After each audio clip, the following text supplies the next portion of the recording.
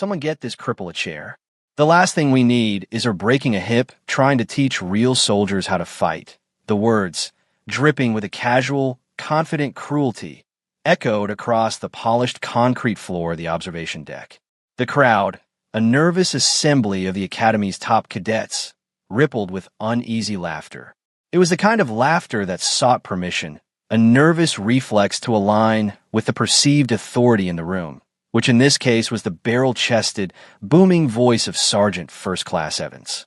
He stood with his hands on his hips, a permanent smirk etched below his immaculate flat-top haircut, the very picture of institutional arrogance.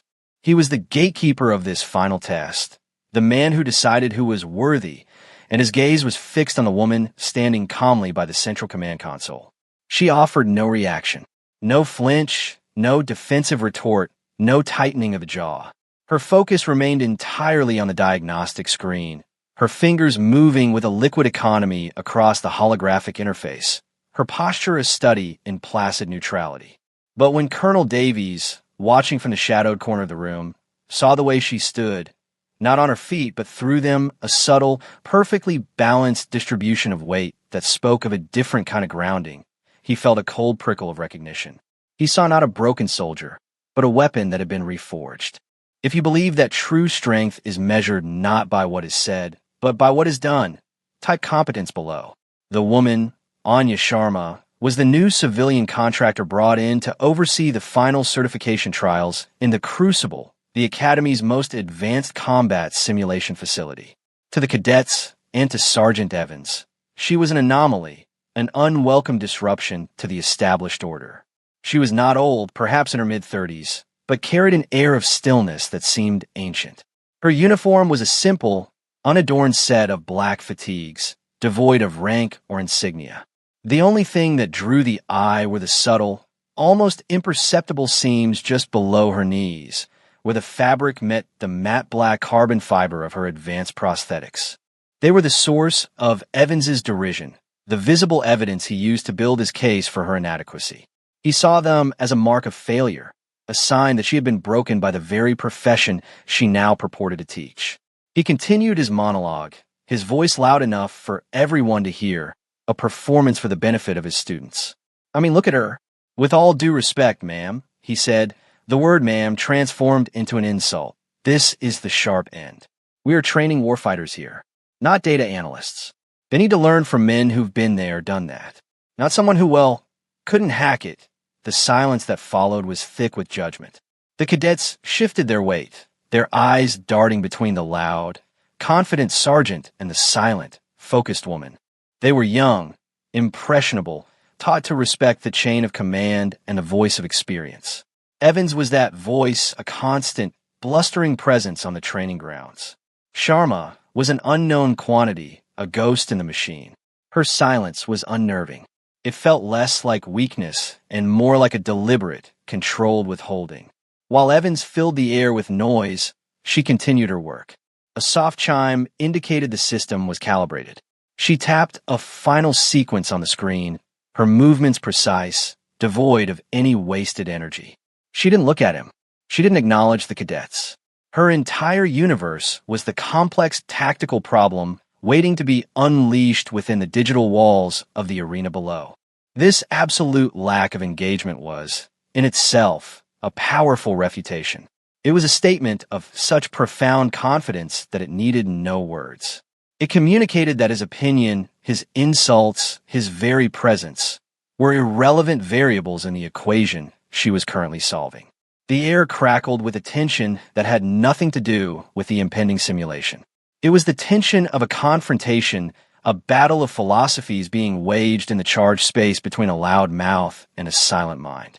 The cadets felt it, an instinctive understanding that they were about to witness something far more important than a training exercise. They were about to see a fundamental truth put to the test.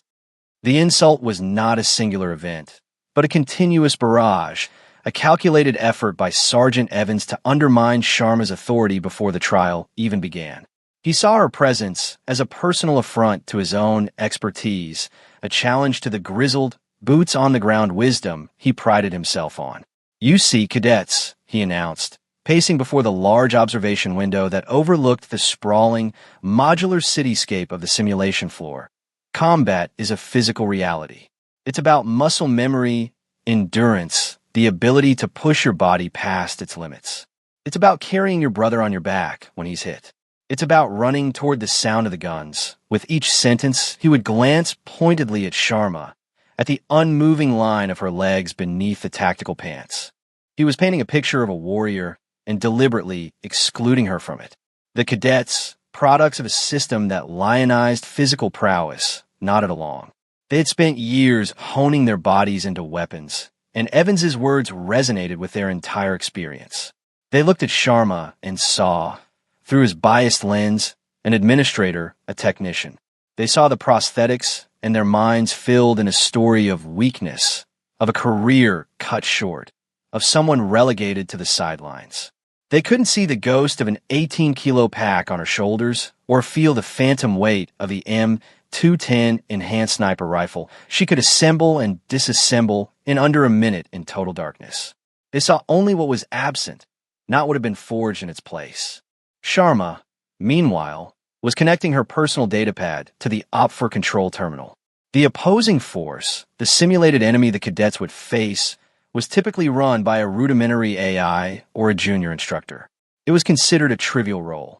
Evans had assigned it to her with a dismissive wave of his hand, a gesture meant to put her in her place. "You can run the targets from here, ma'am. Should be simple enough for you to handle. Just try not to trip over any cables." The cadets snickered again.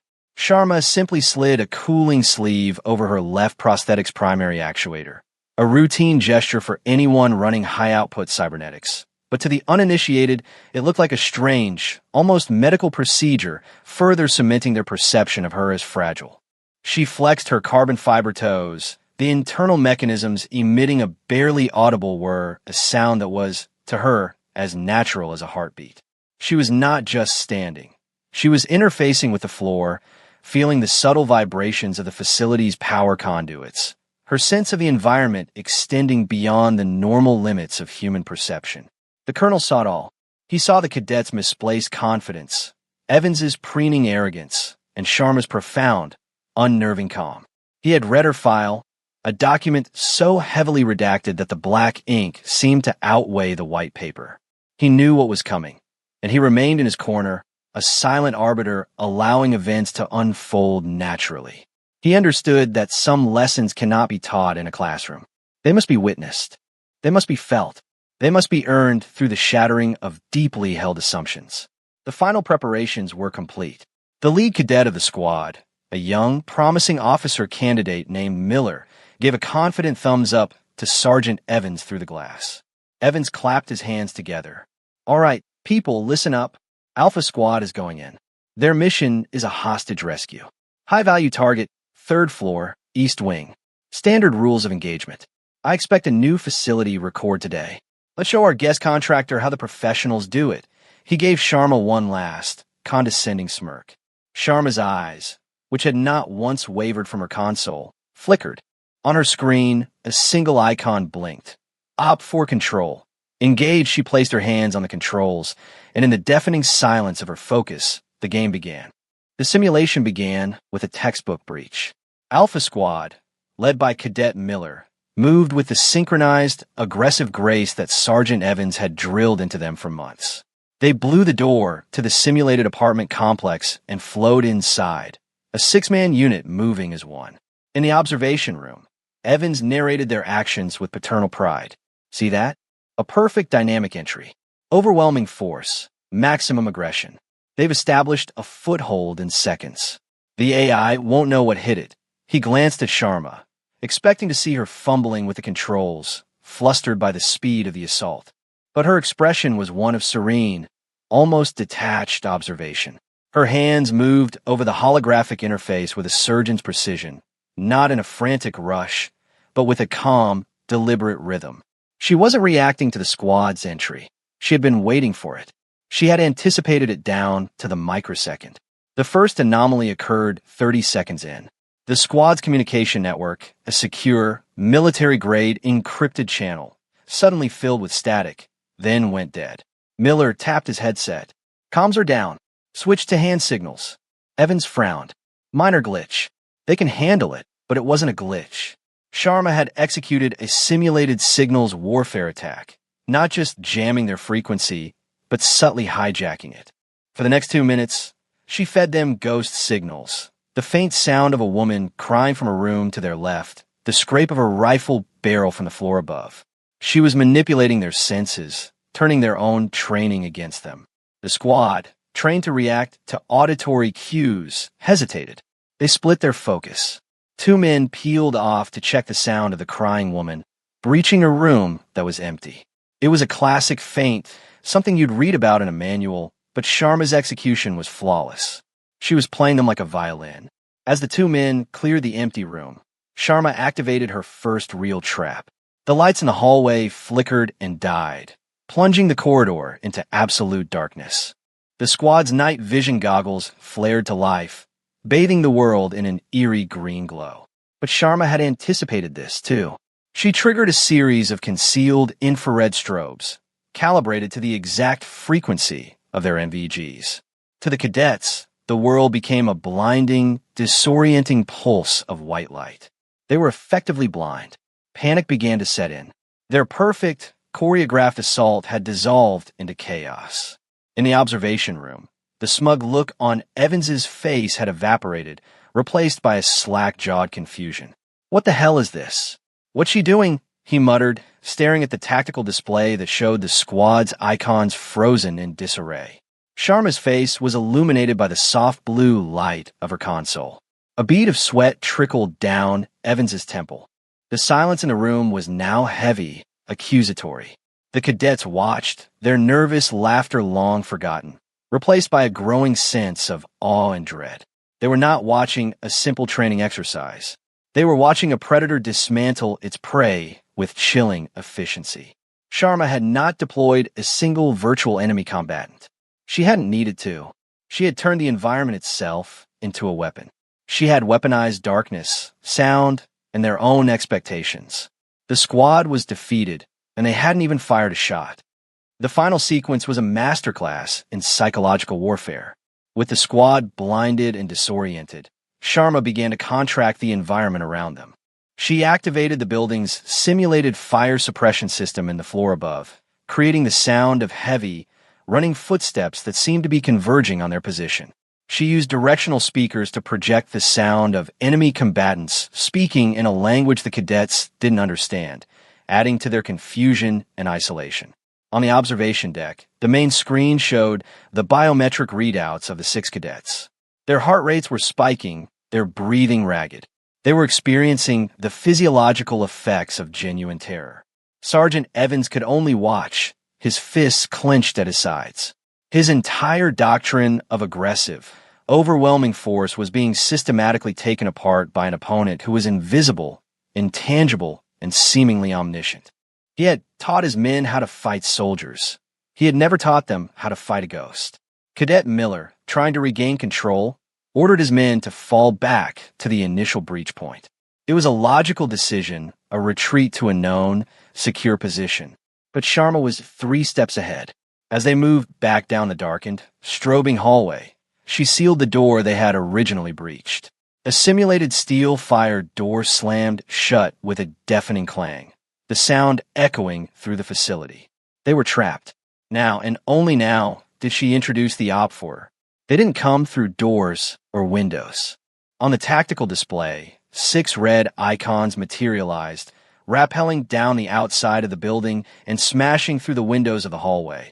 A perfect, synchronized assault from an unexpected axis. The blinded, panicked cadets were caught completely in the open. The end was swift. A series of soft thuds from the simulation vests indicated fatal hits. One by one, the green icons representing Alpha Squad turned red on the main screen. Miller was the last to fall, his icon blinking out as he tried to return fire at a target he couldn't see. Total time from initial breach to squad neutralization. For minutes, 17 seconds. It was a new facility record, but not the kind Sergeant Evans had boasted about. It was the fastest, most comprehensive failure in the history of the Crucible. A profound, deafening silence descended upon the observation room. The screens displayed the final, brutal calculus. Alpha Squad, 0 kills, 6 casualties. Op for 6 kills, 0 casualties. Evans stared at the screen, his face pale, his mouth slightly agape. He whispered a single phrase, a mantra of pure disbelief. No way. That's not possible. That's a system glitch. It has to be. He turned to Sharma, his eyes wide with a mixture of rage and confusion. What did you do? For the first time, Anya Sharma turned her head and looked directly at him. Her face was calm, her expression unreadable. She said nothing. Her silence was more damning than any accusation. It was the silence of absolute, undeniable competence. The cadets looked from their humiliated instructor to the quiet woman at the console, and for the first time, they saw her. They saw the focused intensity in her eyes, the relaxed confidence in her posture. They saw a professional whose actions had just spoken with more thunderous authority than all of Sergeant Evans's shouted words combined. The myth of the grizzled sergeant was cracking, and the legend of the quiet contractor was beginning to be born. It was into this thick, suffocating silence that Colonel Davies finally moved. He stepped out from the shadows of the back wall, his movements deliberate, his presence immediately commanding the attention of every person in the room. The cadets instinctively straightened their postures. Sergeant Evans, looking lost and deflated, turned towards the colonel, a desperate plea for validation in his eyes. But the colonel's gaze was not on him. He walked past the disgraced sergeant without a word, his polished boots making sharp, rhythmic sounds on the floor, each step a hammer blow against the fragile silence. He stopped directly behind Anya Sharma, who was now running a post-simulation diagnostic, her focus already having moved on from the stunning victory to the data it had produced. Instructor Sharma. The colonel's voice was calm, but carried an unmistakable weight of authority. She swiveled in her chair, the movement fluid and silent, and looked up at him. Colonel, she acknowledged, her tone even and professional. Davies gave a slight, almost imperceptible nod. He then turned to the main console, the one Evans had been using to monitor the squad. Computer, he commanded, his voice ringing with the clarity of a man accustomed to being obeyed by both men and machines. Bring up instructor personnel file. Authorization code, Davies, Delta Voniner. The screen, which still showed the grim final tally of the simulation, flickered and was replaced by a secure military personnel file interface. A name appeared in stark, white letters, Sharma, NY. Beneath it, most of the fields were populated with a single frustrating word, redacted, but the colonel was not finished. Override security classification. Tier 1. Authorization. 6. Command prerogative. The screen blinked again. The redactions began to dissolve. One by one, words and phrases materialized, each one landing like a physical shockwave in the minds of the onlookers. The cadets leaned forward, their eyes wide. Evans's face, already pale, turned ashen. He looked as though he was witnessing an apparition. The first line to clear was her former unit designation. It was not a regular army unit or a standard branch. It was a string of letters and numbers that few in the room had ever seen, a designation that existed only in the shadowy world of clandestine operations. Joint Special Operations Command, Task Force 11. The room felt suddenly cold. Task Force 11 was a ghost unit, a legend whispered about in barracks, but never acknowledged officially. They were the ones sent to the places that didn't exist on any map to solve problems no one could ever know about. The screen continued to populate with data, a litany of impossible achievements. The list of qualifications and commendations scrolled down the screen, each line more unbelievable than the last. Codename, Nix. The name hung in the air, a whisper of myth. Cadets who followed military history knew the name. Nix was a phantom, a legendary operator from the early days of the global war on terror, credited with dozens of high-stakes missions, but whose identity and even gender were subjects of wild speculation. To see that name attached to the quiet woman with the prosthetic legs was a cognitive dissonance, so profound it felt like a physical blow. The screen kept scrolling. Combat déploiement 34. The number was staggering, more than triple what a highly decorated career soldier might accrue. Special qualifications. Master CQC Instructor Tier 1 Operator, Director of Asymmetric Warfare Simulation. That last one caused a fresh wave of shock. She wasn't just a user of the system. She had been on the team that designed it. She hadn't just beaten them in the Crucible. She had built the very walls of the arena herself. Then came the awards. Distinguished Service Cross. Silver Star with 3 oak leaf clusters. Bronze Star with Valor. Purple Heart with 4 oak leaf clusters. The last award explained the prosthetics, but it did so in a language of such profound sacrifice and heroism that it completely reframed the narrative. Her legs weren't a sign of failure. They were a testament to her survival, a medal forged in flesh and bone and blood on a battlefield none of them could even imagine. The final line of the visible record was a mission summary, heavily redacted but with a few key phrases left intact. Operation Spartan Hammer sustained catastrophic injuries while single-handedly holding a defensive position against overwhelming enemy forces' actions directly responsible for the successful extraction of SEAL Team 3. Sergeant Evans made a small, choked sound. SEAL Team 3 was his old unit. He had built his entire identity, his entire career at the academy, on the reputation of having served with the best. The revelation that this woman, this cripple he had openly mocked, had saved men from his own tribe, perhaps even men he knew, was a blow from which his ego would never recover. It was the ultimate, most personal form of vindication. Colonel Davies let the information hang in the air for a full minute, allowing its weight to settle and crush the ignorance that had filled the room just moments before. He then turned his back to the screen and faced Sharma, who had now risen from her chair to stand before him. He did not offer a handshake or a casual word of thanks. He did what soldiers do in the presence of undeniable greatness. He snapped his body to the rigid, formal posture of attention and rendered a salute. It was not the perfunctory gesture an officer gives a subordinate. It was the sharp, crisp, deeply respectful salute a warrior gives to a legend.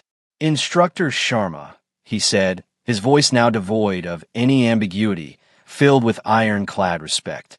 "My sincere apologies for my sergeant's lack of professional courtesy. It will not happen again." The message was clear. This wasn't just about Evans. It was a lesson for everyone. Assumptions kill. Respect is earned. And the most dangerous person in the room is often the one you see the least. The colonel's salute seemed to break a spell. The cadets, who had been frozen in stunned silence, began to breathe again. A low murmur swept through their ranks, a mixture of awe, shame, and sheer disbelief. The story of what happened in the observation deck of the Crucible spread through the academy with the speed of a digital wildfire. It was told and retold in the barracks, in the mess hall, over secure chat channels. Every telling added a new layer of myth, a new detail to the burgeoning legend of Anya Nix Sharma. The tale of Sergeant Evans's public humiliation became a cautionary fable, a stark reminder of the dangers of hubris. The name Nix was no longer just a call sign from a history book. It was a living presence on their campus, a walking, talking embodiment of the quiet professional ethos they were all supposed to aspire to. The simulation itself was immediately renamed in the unofficial lexicon of the academy. It was no longer the Crucible. It was now Sharma's gauntlet. To fail the gauntlet was expected. To survive for more than 5 minutes was considered a mark of distinction. The focus of the training began to shift. It was no longer just about kicking down doors and outshooting the enemy. It was about thinking, adapting, and anticipating. It was about understanding that the true battlefield was the human mind. Sergeant Evans was formally reprimanded by Colonel Davies in a closed-door meeting that was said to have been short, brutal, and career-altering. Evans emerged from the colonel's office, a changed man. The bluster was gone, the arrogance stripped away, leaving behind a hollowed-out but humbled soldier. For a week, he was a ghost, avoiding the cadets and the other instructors. Then, one afternoon, he sought out Sharma. He found her not in the control room, but in the academy's library, studying ancient military texts. He stood before her, his posture stiff, his gaze fixed on a point on the wall behind her head. He couldn't bring himself to meet her eyes. "Ma'am," he began, his voice low and raspy. I was wrong. What I said, there's no excuse." He paused, swallowing hard. "I checked the logs for Operation Spartan Hammer. I knew two of the men on that team. They told me they owed their lives to a guardian angel on Overwatch. They never knew who it was. He finally looked at her, his eyes filled with a profound and painful understanding. It was you. Sharma looked up from her book, her expression neutral. She simply nodded. Evans took a deep breath. Permission to attend your next debrief. Ma'am, I need to learn what you did to my squad. I need to understand it was not just an apology. It was a concession. It was an admission that his way was not the only way, and perhaps not even the best way. He was asking to become her student. Anya Sharma closed her book softly. Her response was as minimalist and efficient as her combat tactics. Permission granted, Sergeant. The change in Sergeant Evans was perhaps the most visible ripple effect of the incident. He became Sharma's most unlikely and fervent advocate. He would be the first to arrive at her debriefs and the last to leave, scribbling notes, asking sharp, insightful questions. He began to integrate her philosophies into his own physical training regimens, forcing his cadets to run drills blindfolded, to learn to navigate by sound and touch, to think non-linearly. He never spoke of his initial comments again, but his actions were a form of continuous public penance. He treated Sharma with a level of deference and respect that bordered on reverence, and in doing so, he modeled the correct behavior for the entire student body. He had learned the hardest lesson of his career, that true strength respects true strength, regardless of the vessel it inhabits. Sharma, for her part, seemed completely unaffected by her newfound fame. She deflected praise and shunned the spotlight. Her focus remained entirely on the mission, to make these future officers better, smarter, and more adaptable than their enemies. She was often found in the quiet corners of the academy, not lecturing, but mentoring. She took a special interest in a young female cadet who was physically strong but lacked tactical confidence. Sharma didn't give her speeches. She showed her. She would take her into the empty gauntlet and walk her through the simulation, pointing out angles, sight lines, and fatal funnels. She taught her how to use silence as a weapon, how to see the battlefield not as a physical space, but as a system of interconnected possibilities. Her teaching was like her combat style, precise, quiet, and devastatingly effective. A few weeks after the incident, a new item appeared on the main bulletin board in the Tactical Operations Center. Pinned neatly in the center of the board was the official printout of the final score from Alpha Squad's disastrous run in the gauntlet. It showed the time, the date, and the brutal, lopsided score. There was no name attached, no explanation. None was needed. It was a silent monument, a stark black and white symbol of a paradigm shift. Every cadet and instructor who walked past it understood its meaning. It was a reminder that the most lethal weapon system is the 3 pounds of gray matter between your ears. It was a tribute to the quiet professional. And it was a warning to never, ever judge a book by its cover, especially when that cover is made of carbon fiber and forged steel. The legend of Nyx was now an institutional fact, a core piece of the Academy's identity. The story of her quiet competence had replaced the noise of Evans's loud ignorance, and the entire culture of the place had begun to change for the better. Months bled into a year, and the legacy of that single afternoon in the observation deck became woven into the very fabric of the Academy. The curriculum was formally rewritten. Sharma's gauntlet became the capstone exercise for all graduating officers, and a new mandatory course was introduced: Asymmetric Warfare and Cognitive Dominance, designed and taught by Sharma herself, with a surprisingly effective Sergeant Evans serving as her lead assistant instructor. The cadets who passed through their training were of a different breed. They were quieter, more thoughtful, less prone to bravado. They were taught to see the battlefield as a chessboard, to value intellect as much as aggression, and to respect the unseen threat above all others. The story of Anya Sharma and Sergeant Evans became a foundational piece of folklore, a tale told to every new class on their first day. It served as the ultimate object lesson in humility, respect, and the mortal danger of making assumptions based on appearances. It was a story about a woman who had lost her legs, but had, in return, gained a perspective so profound that she could dominate any conflict without taking a single physical step.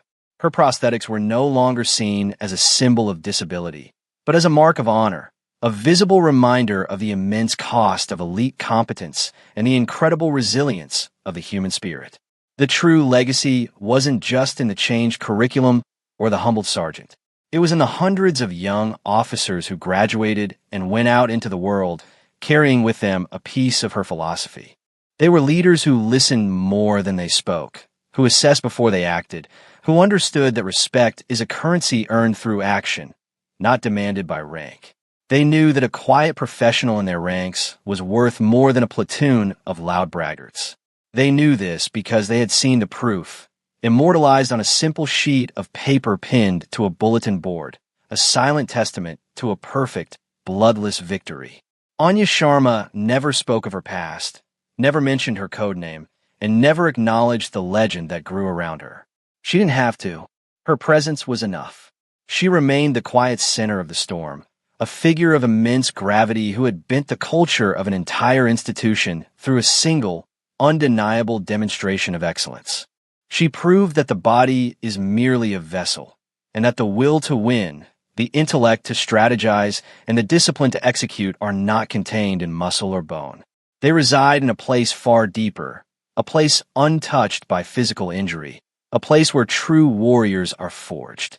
Her story became a powerful, enduring symbol that the ultimate triumph is not just winning the battle, but changing the very nature of the war. It's the triumph of demonstrated, quiet competence over loud, superficial arrogance, a victory that echoes not in the sound of gunfire, but in the profound and lasting silence of earned respect. The lasting impact of her presence extended far beyond the academy walls. The officers she trained developed a reputation in the field. They were known for their calm under pressure, their innovative, unpredictable tactics, and their uncanny ability to anticipate enemy movements. They were graduates of the gauntlet, a designation that quickly became synonymous with tactical brilliance. When senior commanders asked about the source of this new wave of exceptional leadership, the answer always came back to a quiet civilian contractor, a woman with redacted file and carbon fiber legs. Her influence spread, not through self-promotion, but through the undeniable results produced by her students. She was a force multiplier, a single node in the network whose impact was felt across the entire structure of the military. Years later, Colonel Davies, now a general, would often use her as an example when mentoring high-ranking officials. He would speak of the day he watched a master tactician dismantle a squad of highly trained cadets using nothing but a console and a deep understanding of human psychology. He would describe the arrogance of Sergeant Evans and the profound, world-altering silence that followed the squad's defeat. The story was a reminder to the leaders of the armed forces that their greatest assets were not always the most obvious ones. It was a lesson that talent and expertise come in all forms, and that prejudice is a strategic liability of the highest order. The core theme of her victory became a guiding principle. True legacy isn't what you leave behind in a record book or a citation. It's what continues forward in the people you've trained. Anya Sharma's legacy was a living, breathing thing, present in every clever feint a young lieutenant used to outwit an insurgent, in every calm decision a captain made under fire, in every NCO who corrected a subordinate's prejudice with a quiet but firm hand. It was a legacy of competence, a philosophy of action over words. Her story champions the quiet professional, the individual whose worth is so self-evident that it requires no announcement. It is a testament to the fact that respect is the natural consequence of proven excellence, and that the loudest voice in the room is often the one with the least to say. The narrative of the woman who didn't need legs to dominate combat became an inspirational touchstone, a modern myth that reinforced the most timeless of military virtues: discipline, humility, and the relentless pursuit of perfection. Her silence taught a generation of warriors that true strength doesn't need to boast. It simply needs to be. For more stories where quiet competence triumphs over loud ignorance and where silent discipline defines their worth, subscribe to Unknown Heroine Tales.